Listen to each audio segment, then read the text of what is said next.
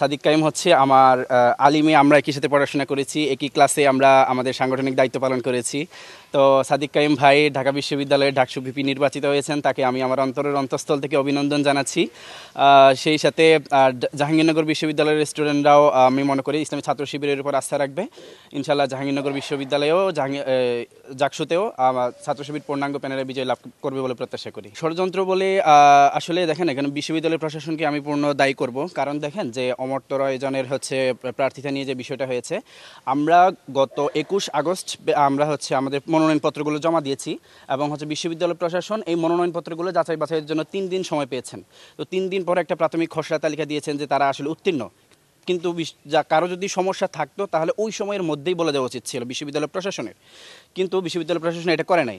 তারপরেও আমাদের যখন পূর্ণাঙ্গ যেটা প্রার্থী তালিকা আসছে সেটা হচ্ছে 28 আগস্ট পর্যন্ত সময় ছিল বিশ্ববিদ্যালয় প্রশাসনের। কারো যদি এরপরেও সমস্যা থাকতো তাহলে এর মধ্যেই এটা আসলে যাচাই বাছাই করে ফেলা উচিত ছিল, কিন্তু নির্বাচনের 4 দিন আগে এসে বিশ্ববিদ্যালয় প্রশাসন হুট করে একজনের প্রার্থীতা বাতিল করলো, সে আবার আদালতে রিট করলো, রিটের বিপরীতে আবার মানে এই যে বিষয়গুলো আসলে এই বিষয় আসলে কোনোভাবে আমরা এটা কাম্য নয়।